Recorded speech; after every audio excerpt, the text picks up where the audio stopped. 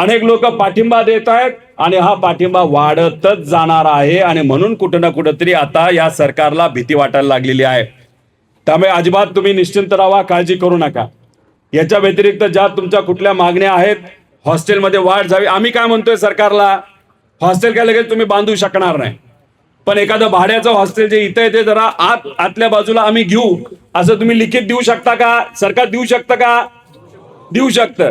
तुम्ही आम्हाला लिखित सांगू शकता का पुढच्या 3 वर्षामध्ये आम्ही नक्कीच परमनंट आदिवासी समाजाच्या मुला मुलींसाठी शहराच्या केंद्र ठिकाणी आम्ही युनिव्हर्सिटीची जागा घेऊ, नाहीतर कशी कुठेही जागा घेऊ, पण केंद्र ठिकाणी आम्ही पुढच्या 3 वर्षामध्ये हॉस्टेल बांधू. हे लिहून देऊ शकतात का? 100% लिहून देऊ शकतात. अहो, मला असं कळलंय की अनेक महिने झाले, वर्ष झालं, 92 किती 92 आदिवासी समाजाच्या हॉस्टेलच्या परवानग्या या सरकारकडे प्रलंबित आहेत. किती 92 का प्रलंबित तुम्ही ठेवल्या? तुम्हाला लगेच निर्णय घेता येतो ना. आदिवासी समाजाच्या विभागासाठी वेगळं बजेट आहे का नाही?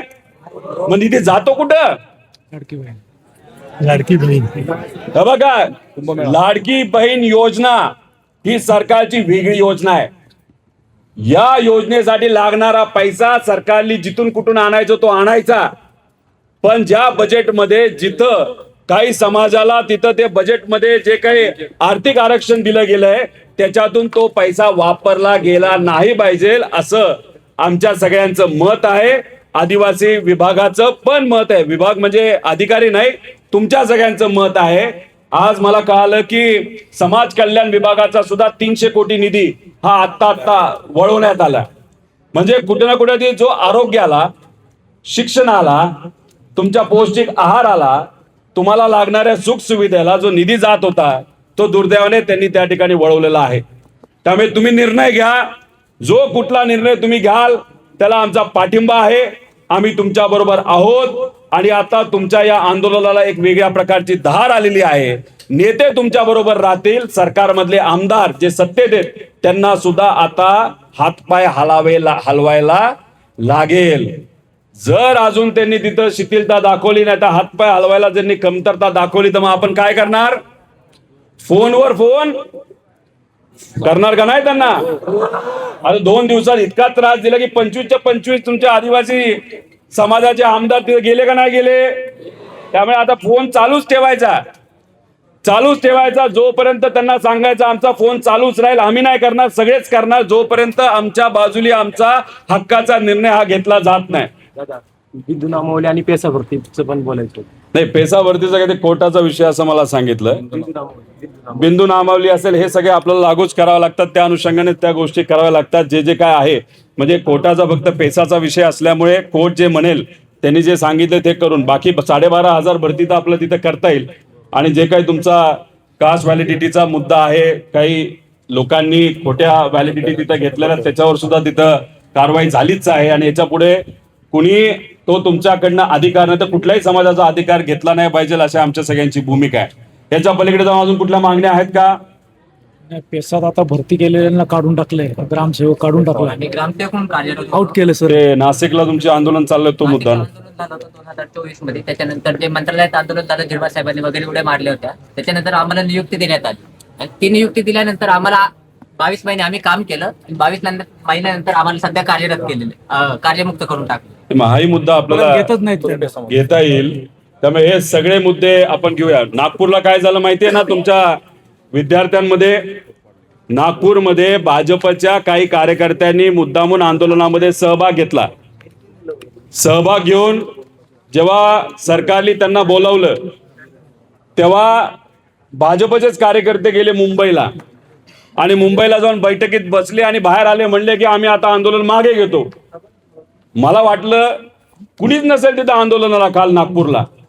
काल सकाळी जेव्हा नागपूरला मी आंदोलनाला गेलो 700 लोक होते आणि संध्याकाळी अजून 1000 लोक तिथे येणार होते आणि तो आकडा नागपूरचा आता वाढतच चाललेला आहे.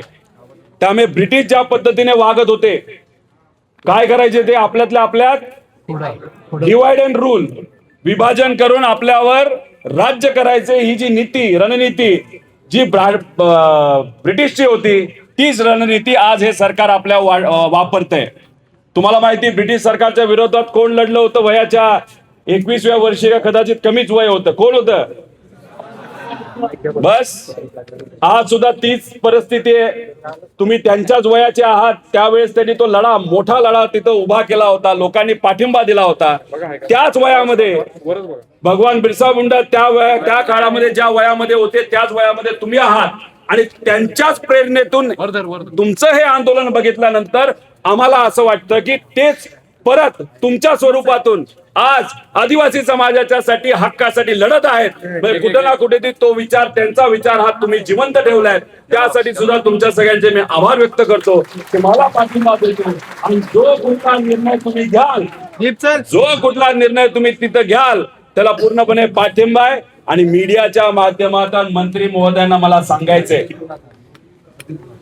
की या विद्यार्थ्यांच्या मागण्या या रास्त आहेत, महत्वाच्या आहेत, संवेदनशील आहेत. त्यामुळे विलंब न करता लवकरात लवकर तुम्ही या मुलांच्या बाजूने तिथं निर्णय घ्यावा लागेल. निर्णय घेण्याचे अधिकार तुम्हाला तुमच्या मुख्यमंत्र्यांनी दिले नसतील तर मुख्यमंत्री साहेबांना आजच्या आज तिथं भेटा. आमदारांना मला सांगायचंय, एक तर तुमचं अभिनंदन करतो की बाबांनो आता तुम्ही या मुला मुलींसाठी लढायला तरी लागला, पण निषेध सुद्धा या गोष्टीचा करतो. 14 दिवस झाले हे विद्यार्थी तिथं लढतायत, पण गेल्या 14 दिवसामध्ये या विद्यार्थ्यांकडनं साधं तुम्ही बघितलं पण नाही, त्यांना पाठिंबा सुद्धा दिला नाही. मग तुम्ही आज सत्तेत आहात ते स्वतःच्या घराच्या विकासासाठी का या विद्यार्थ्यांच्या विकासासाठी? हा आमच्या सगळ्यांचा प्रश्न आहे. त्यामुळे अजून सुद्धा वेळ गेलेली नाही. या सर्व सत्ताधारी आदिवासी आमदारांना मी सांगतो की तुमचं सरकार आहे, मुख्यमंत्री साहेबांच्या ऑफिसच्या बाहेर तुम्ही आंदोलन करा, जे करायचे करा, काय करायचंय ते करा, पण आज नाही तर उद्या या विद्यार्थ्यांच्या बाजूने निर्णय घेणं महत्वाचं आहे. मंत्री महोदय, तुम्ही जर या विद्यार्थ्यांना सांगतात, मंत्री होणं अवघड असतं, आमदार होणं अवघड असतं. आता विद्यार्थ्यांनी ही गोष्ट ऐकलेली आहे. त्यामुळे 2029ला तुम्ही एक गोष्ट मी ठामपणे सांगतो, 2029ला हे वक्तव्य तुम्ही केल्यामुळे तुम्ही आमदार सुद्धा तिथं होणार नाही, मंत्री बनायचा सुद्धा तिथं तुम्ही